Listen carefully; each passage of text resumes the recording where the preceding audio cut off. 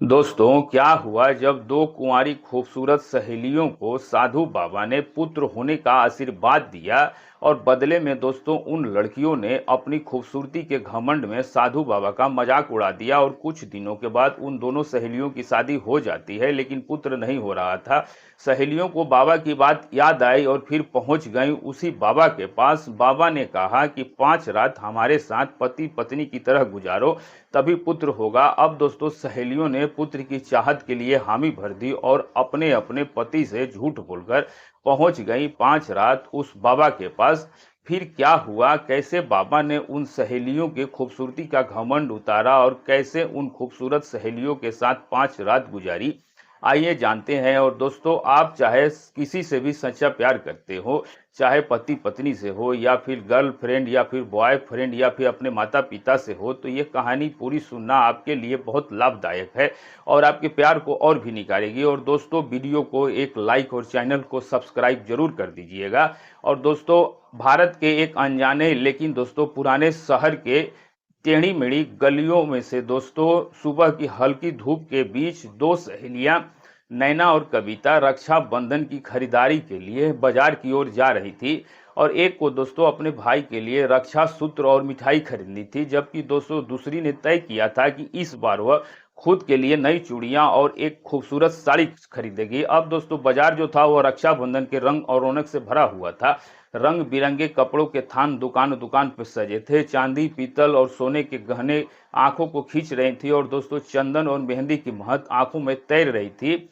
और दोस्तों चूड़ियों के खनकते स्टॉल राहगीरों को रोकने पे विवश कर रहे थे। अब दोस्तों दोनों सहेलियां हर दुकान पे जाती, चीजें निहारती और छोटी छोटी शरारतें करती और खिलखिला के हंस देती। अब इसी दौरान दोस्तों एक बूढ़े साधु हरिनाथ ने धीरे धीरे कदमों से उनके करीब आना शुरू किया। उसके हाथ में दोस्तों एक पुराना लोहे का कटोरा था और कपड़े सादे थे और फीके थे और चेहरे पे दोस्तों झुर्रियों के बीच आंखों में गहरी उदासी साफ झलक रही थी। अब दोस्तों वह उनके पास रुका और नरम आवाज में बोला कि बेटियों, भगवान के नाम पर कुछ दे दो, भगवान तुम्हें पहली संतान में ही पुत्र देंगे। दोस्तों नैना ने मुस्कुराकर कविता की ओर देखा और दोनों ही शर्मीले अंदाज में मुस्कुराई और मजाकिया लहजे में कहा कि अरे बाबा, अभी तो हमारी शादी भी नहीं हुई है, तो फिर संतान की क्या बात करते हैं। और साधी ने शांत स्वर में उत्तर दिया कि कभी तो होगी और जब होगी तो भगवान का आशीर्वाद तुम्हारे साथ होगा और पहला तुम्हें बेटा ही होगा। कविता ने दोस्तों खूबसूरती के घमंड में हल्के से चुटकी ली और कहा कि बाबा, आपके कितने बेटे हैं, क्या आपके पहली भी संतान बेटा ही था। ये सुन के साधु का चेहरा बुझ गया, आंखें नीचे झुकाकर बोला कि मेरी तो कोई संतान ही नहीं है। अब दोनों सहेलियां हंस पड़ी और बोला कि अरे बाबा, पहली अपनी दुआ खुद पे आजमा लो, फिर हमें देना। अब इतना कह के दोस्तों वह एक चूड़ियों की दुकान में चली गई। अब संयोग से कुछ ही देर के बाद वही साधु हरिनाथ वहां भी आ गया और वहां उन दोनों लड़कियों की ओर देखा, लेकिन कुछ भी नहीं बोला। और वह सीधा दुकान पे मौजूद एक दूसरी महिला के पास गया और बोला कि भगवान के नाम पर कुछ भी दे दो बहन, भगवान तुम्हें पुत्र देंगे। अब दोस्तों यह देख के नैना और जो कविता थी वो फिर से हंसने लगी और उस औरत से कहने लगी, ये देखो, इस बाबा के खुद के अपने बच्चे हैं नहीं और ये दूसरों को बेटों की दुआ देता है। साधु ने दोस्तों कोई भी प्रतिक्रिया नहीं दी और बस चुपचाप वहां से मुड़ के चला गया। दोस्तों उसकी आंखों में फिर वही गहरी उदासी लौट आई। अब इसके थोड़े देर के बाद नैना को दोस्तों जूते खरीदने थे, तो वह दोनों ही के पास कहीं एक जूते की दुकान पे पहुंच जाती हैं, लेकिन दोस्तों वहां भी वही बाबा आया और एक महिला से वही शब्द दौड़ाए। वह दोनों सहेलियां जो थी वो फिर हंसने लगी कि यही है वह बाबा जो खुद की कोई संतान नहीं है और हर औरत को बेटे होने की दुआ देता फिरता है। अब दोस्तों इस बार जो साधु था वह रुका और कुछ पल तक उन दोनों सहेलियों को ध्यान से देखा और फिर दोस्तों आसमान की ओर हाथ उठाकर गंभीर स्वर में बोला कि जिस तरह तुमने मेरे दिल को दुखाया है, उसी तरह भगवान तुम्हें भी मां बनने से वंचित रखे, ताकि तुम भी वही दर्द महसूस करो जो मैं महसूस करता हूं। अब यह कहकर दोस्तों वे वहां से चला गया। पीछे से दोनों सहेलियां हंसती रहीं और अगर इसकी दुआ में असर होता तो इसके खुद के अपने बच्चे होते। अब कुछ महीनों के बाद दोस्तों दोनों सहेलियों की शादी हो गई। पति अच्छे और समझदार मिले, जीवन में सुख सुविधा की कोई कमी नहीं थी। लेकिन दोस्तों एक साल गुजर गया और फिर अब दूसरा साल भी गुजर गया। अब ना कोई उम्मीद ना ही कोई खुशखबरी। एक दिन दोस्तों राखी के एक समारोह में दोनों सहेलियां फिर मिलती हैं, तो नैना ने मायूसी भरे स्वर में कहा, कविता, कहीं ये उस साधु बाबा की बद्दुआ तो हमें नहीं लग गई। कविता ने हंस के कहा कि अरे छोड़ यार, अब जमाना बदल गया है और अब डॉक्टर हैं, इलाज है, दवाइयां हैं, सब कुछ ठीक हो जाएगा।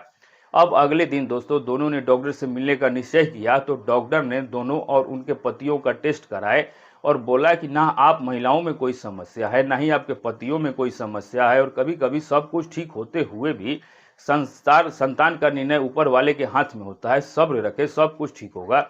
अब दोस्तों समय बीतता गया, दया दवा दुआ, मंदिर पुजारी, हवन, वैद्य, डॉक्टर, यानी कोई भी जगह ऐसी नहीं थी जिसे छोड़ा जा सके। यहाँ तक कि देसी टोटके भी आजमा लिए, लेकिन दोस्तों 2 साल गुजर गए और हर महीने उम्मीद बंधती और फिर टूट जाती। एक शाम दोस्तों दोनों सहेलियां फिर मिली। चेहरे पे थकान और आंखों में गहरी मायूसी थी। नैना ने कहा कि अब तो लगने लगा है कि शायद सच में उस साधु बाबा की बद्दुआ ही हमें लग गई। अब कविता ने धीरे स्वर में कहा कि हमने वाकई उसका दिल दुखाया था, शायद हमें उसे माफी मांग लेनी चाहिए। अब दोनों ने दोस्तों उसी वक्त फैसला कर लिया कि उस साधु को ढूंढेंगी। अब अगले दिन दोस्तों वह कुम्हारगढ़ की गलियों में निकली और हर नुक्कड़ बाजार में कोने में खोजा, लेकिन दोस्तों वह कहीं नहीं मिला। अब शाम तक थक के लौट आई, लेकिन दोस्तों इरादा कायम था। अब दूसरी सुबह फिर बाजार पहुंची और दूर एक वीरान कोने में वही साधु हरिनाथ जमीन पे बैठा हुआ था, एक पुराने थाल में कुछ खा रहा था। अब दोस्तों दोनों सहेलियां देखते ही उसके पास पहुंच गई और नैना ने उसके चरण छू लिए और बोली कि बाबा, 2 साल पहले आपने जो बद्दुआ दी थी वह सच हो गई और हम दोनों मां नहीं बन पा रहे हैं। हर इलाज करवाया, कुछ नहीं बदला, और अगर हो सके तो हमें माफ कर दीजिए। साधु ने दोस्तों कुछ पल तक उन्हें देखा और फिर गंभीर स्वर में कहा कि बेटियों, जो मेरी जुबान से निकल चुका था वह अब मेरे बस में नहीं है, और अब मैं चाहूं भी तो बद्दुआ वापस नहीं ले सकता। लेकिन एक शख्स है जो कि बहुत दूर बर्फीले पहाड़ों के बीच में एक सुनसान वादी में एक कुटिया में रहता है और लोग उसे बाबा शंकर दास कहते हैं। अब दोस्तों दोनों ने हैरानी से पूछा कि बाबा वह क्या कर सकते हैं। तब दोस्तों साधु ने कहा कि वह जो भी निर्णय करता है पूरे यकीन और पूरे विश्वास के साथ करता है, लेकिन वहां जाने वालों को कुछ कठिन परीक्षाओं से गुजरना पड़ता है, और अगर वह संतुष्ट हुआ तो वह ऐसे दर भी खोल सकता है जो हमेशा के लिए बंद हो जाते हैं। अब दोस्तों जो कविता थी उसने जिज्ञासा से पूछा कि कैसी परीक्षाएं बाबा।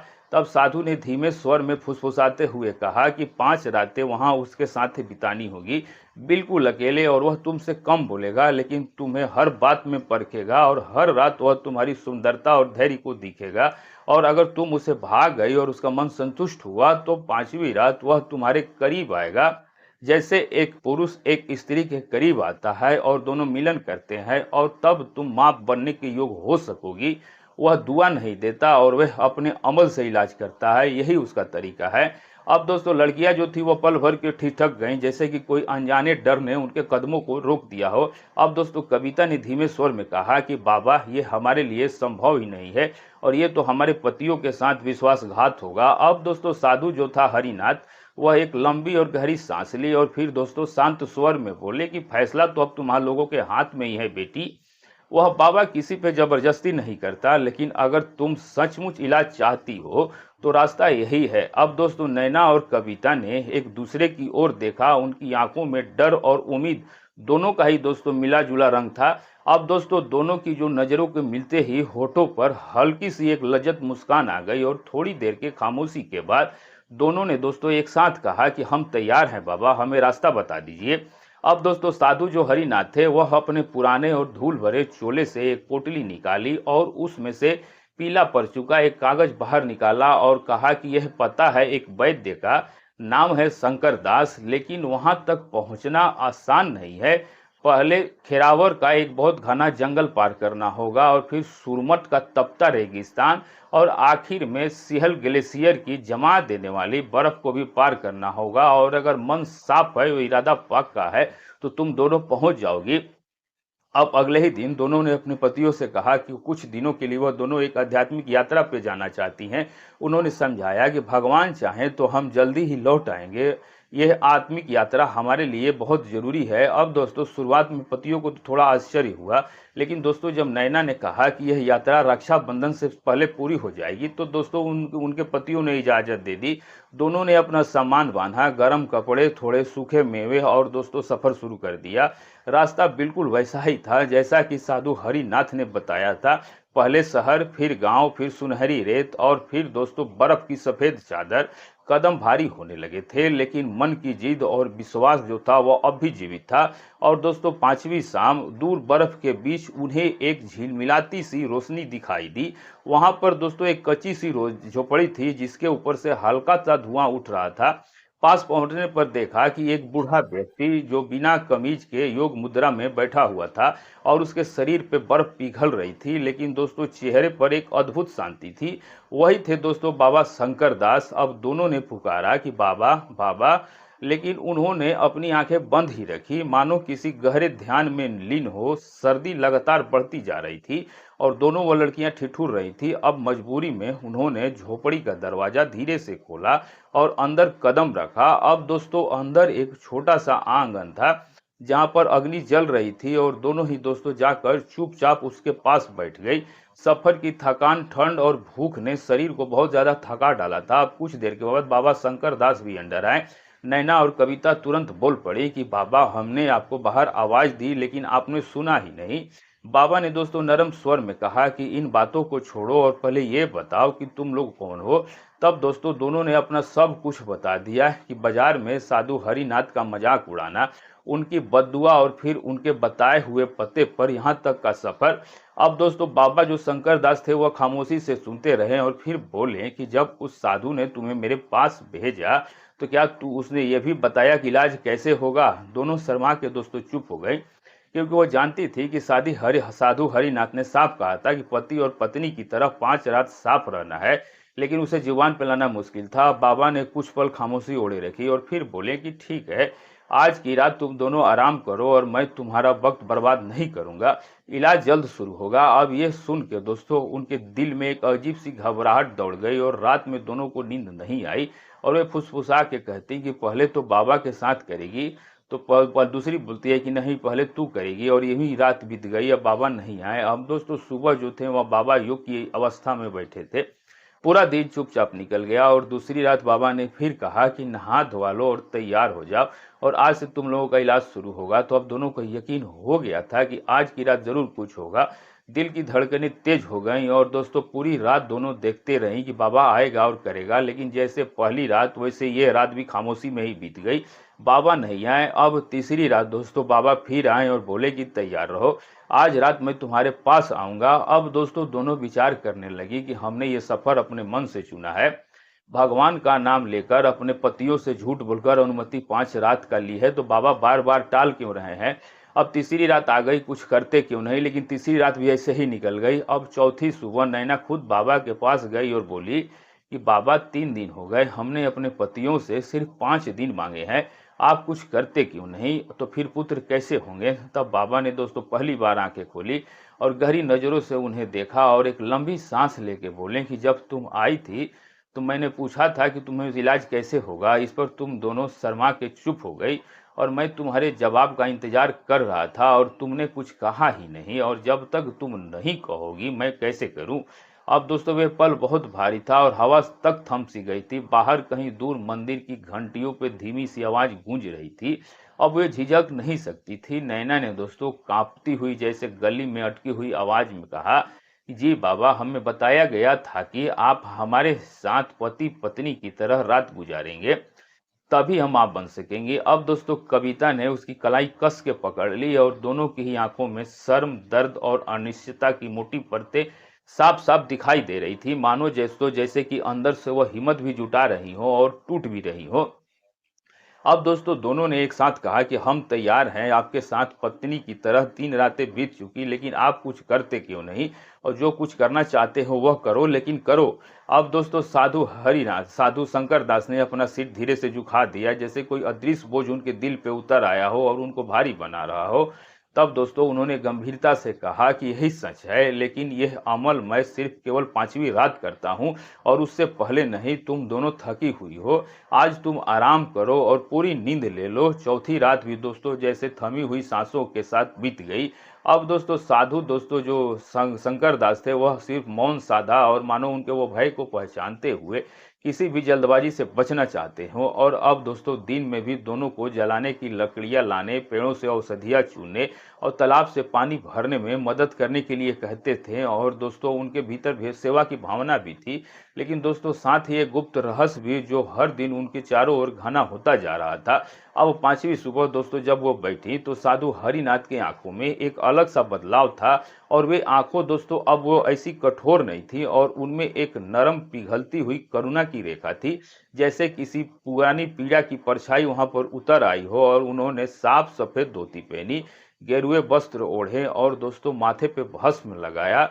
और नैना और कविता ने भी स्नान करके अपने बाल संवार कर शुद्ध वस्त्र वस्त्र धारण किए, और अब वह पूरी तरह तैयार थी उस अंतिम रात के लिए। और अब दोस्तों शाम ढलने लगी, जंगल की ओर से आती ठंडी हवा झोपड़ी के अंदर तक महसूस हो रही थी। और अब दोस्तों द्वार पे रखा एक दीपक धीमे धीमे टिमटिमा रहा था, और साधु हरिनाथ अब भीतर आ जाते हैं। उनके कदमों की आहट मानो किसी तयशुदा नियति का संकेत दे रही थी। अब दोस्तों नैना और कविता के दिल जोर जोर से धड़कने लगे, और उनके होठ कांप रहे थे, चेहरे पीले पड़ गए, और उन्होंने एक दूसरे का हाथ कस के पकड़ लिया। और वे मन ही मन जानती थी कि आज बाबा पत्नी बना के पुत्र देगा। अब साधु शंकर दास चुपचाप उनके पास आए और दोनों ने सांस रोक ली। फिर उन्होंने धीमी आवाज में कहा कि आंखें बंद करो। और दोनों दोस्तों एक पल के लिए स्तब्ध हो गई, और लेकिन फिर भी दोस्तों आज्ञाकारी रही। उन्होंने आंखें बंद कर ली, और उन्होंने आंखें बंद कर ली दोस्तों। साधु शंकर दास ने उनके सिरों पर अपने हाथ रखे और किसी गहरी प्राचीन भाषा में किसी मंत्र का उच्चारण करने लगे। उनके स्वर का कंपन जैसे कि उनके शरीर से टकरा कर भीतर तक उतर रहा था, और जैसे कोई अदृश्य ऊर्जा उनके रोम रोम में प्रवाहित हो रही हो। फिर दोस्तों उन्होंने एक हल्की मगर तप से फूंक मारी, और फिर धीरे से कहा कि तुम्हारा इलाज पूरा हो गया है, और अब सब कुछ भगवान के हवाले है। जब वह चाहेंगे तुम्हें संतान का आशीर्वाद अवश्य मिल जाएगा। दोनों ने आंखें खोलकर एक दूसरे की ओर देखा, लेकिन बाबा जो थे वह नैना की आवाज धीमी और भारी थी। वह बाबा शंकर दास तो कह रहे थे कि आप हमारे साथ पति पत्नी की तरह करेंगे, और आपने तो ऐसा कुछ किया ही नहीं। तब दो फिर पुत्र हमें कैसे होगा। तब दोस्तों साधु शंकर दास के होठों पर हल्की मुस्कान आई, और कहा कि बेटियों वह सब केवल एक सबक था। तुम्हारे भीतर सुंदरता का घमंड था, तुम्हारी उपेक्षा और अहंकार ने तुम्हें दूसरे के दर्द के प्रति अंधा बना दिया था। और तुमने एक गरीब साधु का मजाक उड़ाया था, जो कि निसंतान होने का ताना सुनकर अपमानित हुआ था। और वह तुम्हारे लिए सिर्फ केवल एक मजाक था, लेकिन उसकी आंखों से निकले आंसू मेरे आत्मा तक पहुंच गए। और उन्होंने कुछ पल रुक के कहा कि असल इलाज कभी केवल किस शरीर का नहीं होता, वह तो आत्मा से जुड़ा होता है। और तुम्हारे कर्मों ने ही तुम्हें बांझ नहीं बनाया, बल्कि तुम्हारा मन, तुम्हारी सोच और दूसरों के प्रति तुम्हारा जो रवैया था, यही सब तुम्हारे गर्भ की मिट्टी को बंजर बना रहा था। तो अब दोस्तों कविता की आंखों से आंसू बहने लगा, मानो कि भीतर का बोझ धुल गया हो। अब दोस्तों साधु शंकर दास ने कहा कि जब तुम्हें विनम्रता और पश्चाताप दिखाया है, और जब तुम्हारा घमंड टूट गया है, तो भगवान अवश्य रहम करेंगे। अब दोस्तों दोनों उनके चरणों में गिर गई, उनके पांव आंसुओं से भीग गए। अब साधु दोस्तों हरिनाथ ने आशीर्वाद में उनके सिर पे हाथ रखा और उन्हें विदा कर दिया। अब कुछ ही दिनों के बाद पहली आशा की किरण दिखाई दी, और चिकित्सक ने पुष्टि की कि अब दोनों मां बनने वाली थीं। दोस्तों समय बीतता गया, और वह दोनों गर्भवती स्त्रियां उसी रास्ते से गर्भ से गुजरती जहां से वह कभी डरी सहमी लौटी थी। और जब दोनों के यहाँ पुत्रों का जन्म हो गया, तो दोस्तों उन्होंने पहली बार मंदिर जाकर घंटी बजाई और भगवान के आगे सिर झुकाया। उन्होंने दोस्तों व्रत रखे और निर्धनों को भोजन कराया, और एक संकल्प लिया कि कभी किसी की पीड़ा का उपहास नहीं करेंगी। दोस्तों यह थी आज की कहानी, और इस कहानी से हमें यह सीख मिलती है कि कोई भी साधु ईश्वर नहीं होता, और ना ही वह तकदीर बदल सकता है, ना ही दुआओं का मालिक होता है। लेकिन अगर आप किसी मजबूर गरीब का दिल दुखाइएगा, किसी की पीड़ा पे हंसीएगा, तो उसकी पीड़ा आपकी किस्मत को बदल सकती है। और इंसान वही है जो दूसरे के दर्द को समझे, क्योंकि वक्त चुपचाप चलता है, और फिर किसी मोड़ पर वही पीड़ा तुम्हारे दरवाजे पर भी दस्तक दे सकती है। तो दोस्तों आप ये मेरी वीडियो जहां से भी देख रहे हैं, अपना और अपनी सिटी का नाम जरूर लिखिएगा। और आपको दोस्तों ये वीडियो कैसा लगा हमें कमेंट करके जरूर बताइएगा। और दोस्तों मिलेंगे ऐसे ही अच्छे सच्चे और नए वीडियो में। तब तक के लिए दोस्तों नमस्कार।